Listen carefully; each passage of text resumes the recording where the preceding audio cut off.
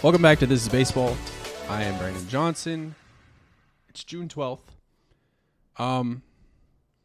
Let's take a look at the weekend. There's a lot happened over the weekend. A lot of fun baseball. A lot of exciting things went on. Let's kick it off with the Dodgers and Yankees.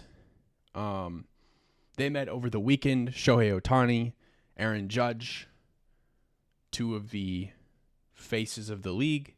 I think at this point you could make an argument, or you could flip a coin, and heads is Shohei, tails is Judge. And I honestly wouldn't really make an argument about which one should be the face of the league. Both great players, both exciting players, and both good for Major League Baseball. Yankees and Dodgers obviously getting to match up against each other weekend series in New York. There's going to be a lot of eyes on it for a lot of reasons I just mentioned, with Shohei Ohtani versus Aaron Judge. The Dodgers are leading the NL West. The Yankees have the best record in all of baseball. So two premier franchises both having great seasons, meeting up for a weekend series as the summer kicks off. And the Dodgers took 2 out of 3 against the Yankees. They went in on the road, took care of business. But I think what's fun about Dodgers-Yankees, or really baseball in general now, is this is a series that we get to see every year now. This isn't something where in the past, before the balanced schedule, we would only get to see the Dodgers and Yankees play once every third season, when it was the National League West is on the schedule against the American League East for interleague play. Now with the balanced schedule, every team plays the other 29 teams in the league for at least one series throughout the season. So you're going to get something like this more often. Dodgers went on the road to New York this year, took the series. Next year, that series will flop to Los Angeles, and they will host the Yankees. Now, a lot of interest in these two teams. Fox on Saturday had an average of 2.9 million viewers, and that was the most watched regular season telecast on any network since 2022. It also tied Fox's most watched regular season Saturday baseball telecast in 6 years. That was from DodgerBlue.com. On Sunday, they also put the series finale, on ESPN for Sunday Night Baseball. That averaged 2.3 million viewers, and this gave ESPN their largest audience for Sunday Night Baseball in over 2 years. And so, yeah, there's a lot of interest in Yankees, Dodgers. There's a lot of interest in Shohei Ohtani, Aaron Judge. And this was good to see that there were a lot of eyes on this game, and it was kind of breaking, or the highest viewership in multiple seasons. That's good to see. More excitement over the weekend. We had the London series between the Philadelphia Phillies and the New York Mets, NL East division foes. Obviously, Philadelphia Phillies having a great season.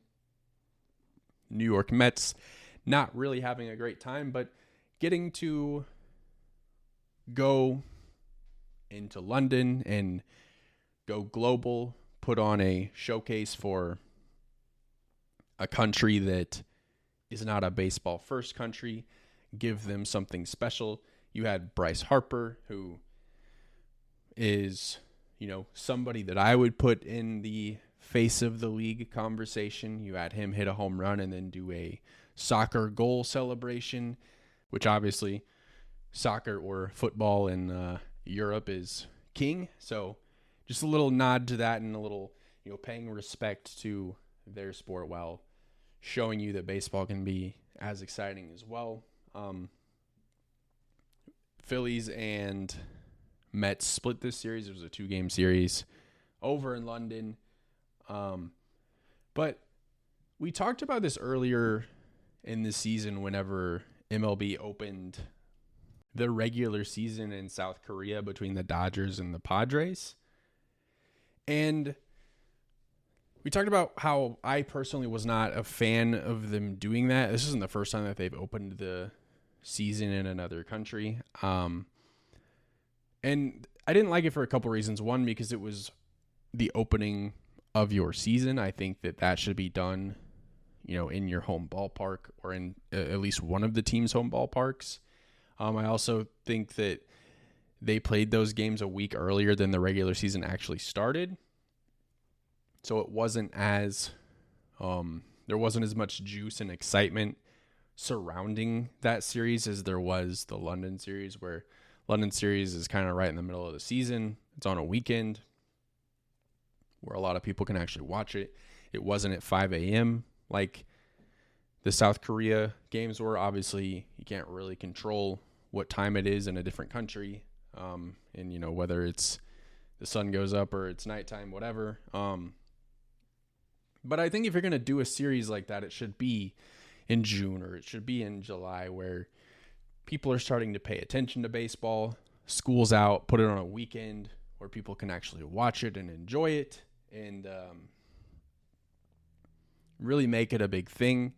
I think doing international games is good for sports. I know NFL is seemingly trying to make it a thing where every team's going to have an international game on their schedule each year if they go to 18 games. I think that's the plan over there. I think in MLB,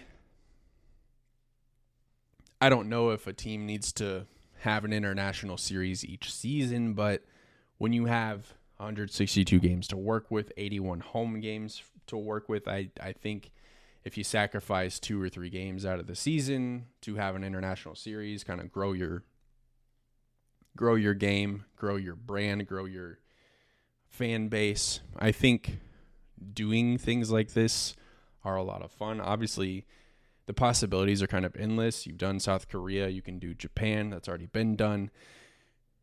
Mexico, London, like there's just a lot of different places that you could do this and really grow not only the game of baseball, but the Major League Baseball league.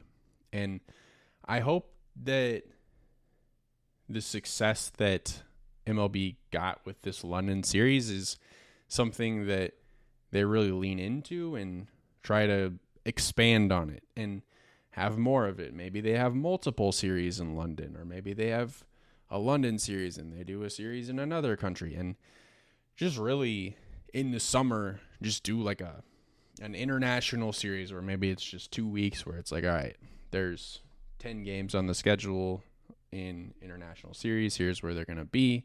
Here's how you can watch them, and really see how that goes. Because I think as a league, you should take the opportunity to get more people watching your game and more interest in your sport in general.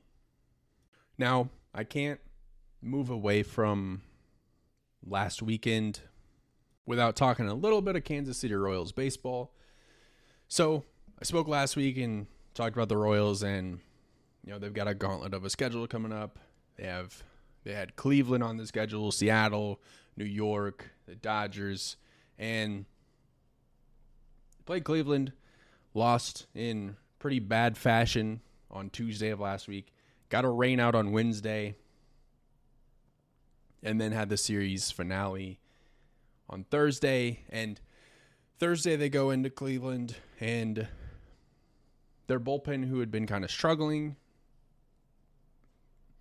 ends up out pitching Cleveland's bullpen. Cleveland's bullpen is one of the best in the league, and the Royals just outpitched them, and they were able to split that series against Cleveland. Then they go back home. The Royals come back home Friday night. They're hosting the AL West leader rather, Seattle Mariners. They have Daniel Lynch on the mound, the Royals do. And on the broadcast, either Denny Matthews, Jake Eisenberg, both radio voices of the Kansas City Royals, they said Daniel Lynch has a 7.5 ERA in the first inning, and then every inning after that, it's about a 4 ERA. And Daniel Lynch gave up 7 runs in the first inning. He had an opportunity to get out of it, and just wasn't able to accomplish that. Royals were down 7-0 before they ever came up to the plate.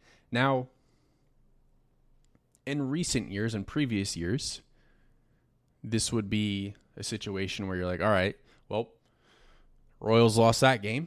It's time to go do something else. And then all of a sudden, late in the game, it's 9-0, and you see the Royals start to creep back.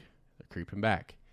And Bobby Witt Jr. hits a big triple, walk Vinny Pasquantino, walk Salvador Perez, and they say, Mariners say, we want Nelson Velasquez. We don't want to pitch to these guys. Nelson Velasquez, it's a walk-off. It was a fielder's choice, but he gets the RBI. Royals win it 10-9. They overcome the big deficit that was given to them early on, and then they come back on Saturday and win that series against Seattle.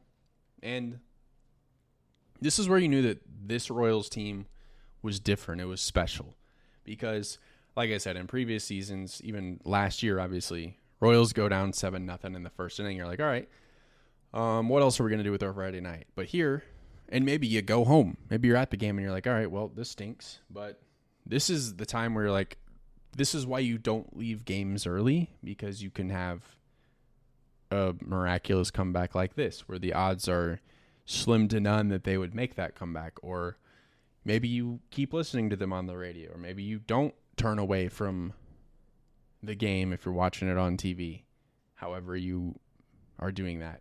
And you get excited, and kind of a mantra that has been adopted by the Royals is the boys are playing some ball. And it reminds me of the 2014-2015 Royals, of the never say die Royals, or keep the line moving. And that's kind of what they have going on, is they're going to get the job done. And, you know, you have your stars. You have Bobby Witt Jr., you have Salvador Perez, and Vinny Pasquantino, but you had Hunter Renfroe, Adam Frazier, MJ Melendez, all making big contributions, important contributions to wins, and that's what you need. Now, I mentioned Hunter Renfroe. Unfortunately, he's been hot, but he fractured his toe, took a foul ball, so he might miss a little bit of time. But Drew Waters is up now. He's making his 2024 debut. I guess it would have been last night. But, yeah, the Royals are currently hosting the Yankees and drawing good crowds. And listen, the Royals are good. Yankees are good.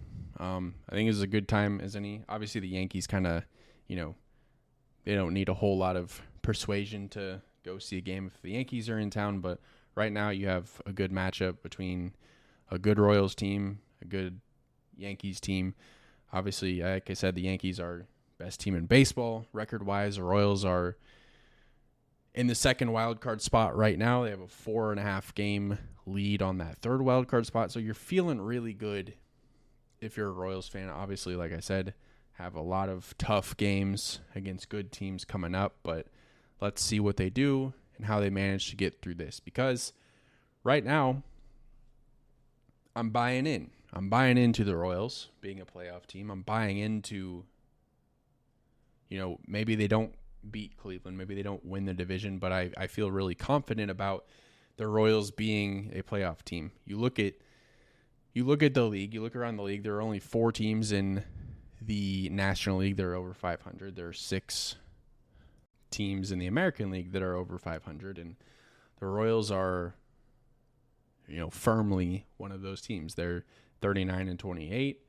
Again, they're 4.5 behind Cleveland, but they are they have a 4.5 game lead from that in that second wild card spot from the third wild card spot. So you feel good. Pay attention to the Royals. Pay attention to their games. Watch them on TV. Listen to them on the radio. Get out to the stadium. Support them, because this is their best opportunity to make the playoffs. I know it's June 12th, but this is their best opportunity to be a playoff team since 2017, essentially. So it's important. I don't really know what else the Royals need to show you for you to buy in. I know there's a lot of people that just still aren't quite there, and maybe it is because recent history and they're just waiting for the other shoe to drop. They're waiting for that inevitable 10-game losing streak, a really bad stretch of baseball. And, they lost 8 out of 10 earlier this month. And they've really bounced back from that. They're 5-5 in their last 10, and they don't seem to be phased. They seem to just go, all right, that was yesterday. We're moving on. We're over that. It doesn't matter anymore. We're moving on to the next game. And, the old cliche of baseball is a marathon. You can't live and die with each game. I think that's what the Royals are doing. They know they're a good team. They don't care who they play against. They feel like they have a good opportunity to go out and win a baseball game every night on the schedule. So I want to spend a brief moment on some more Royals news, and this is kind of surrounding the stadium news.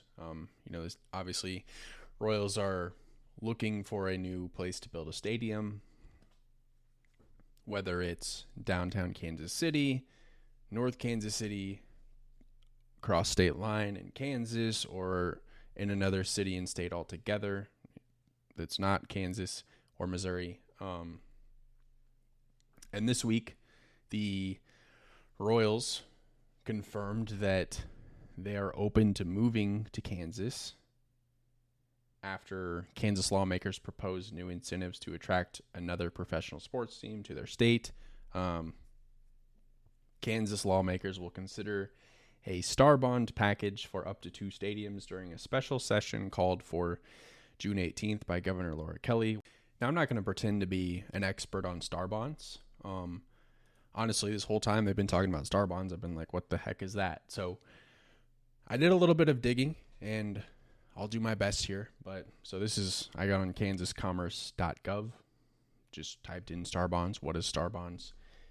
Star bonds, sales tax and revenue bonds, are a financing tool that allows Kansas municipalities to issue bonds to finance the development of major commercial, entertainment, and tourism projects. The bonds are paid off through the sales tax revenue generated by the development. The intent is to increase regional and national visitation to Kansas. So we'll know more about this on next week's show, maybe. And we'll potentially get more into it then. But I see this news where, the Royals are considering a potential move to Kansas if, everything plays out that way. And that's not surprising. It shouldn't really be alarming to anybody or surprising that the Royals are doing this. Obviously, they went to a vote on April 2nd this year for the extension of the 3/8 cent sales tax, and the public said heck no to that. So now the Royals, that's just the natural next step in something like this is, okay, what do we do now? Now, this is really the first that we've heard about, this is the first we've heard from the Royals since really the day after the vote on April 2nd.